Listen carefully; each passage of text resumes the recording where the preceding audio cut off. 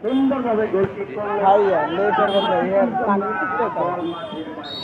বলে ট্রেন করলো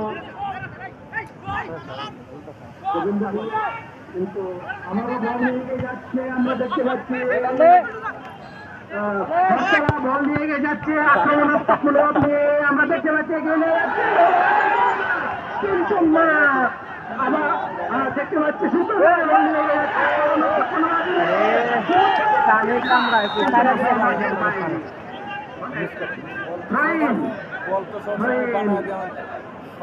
আমরা দেখতে পাচ্ছি আবারও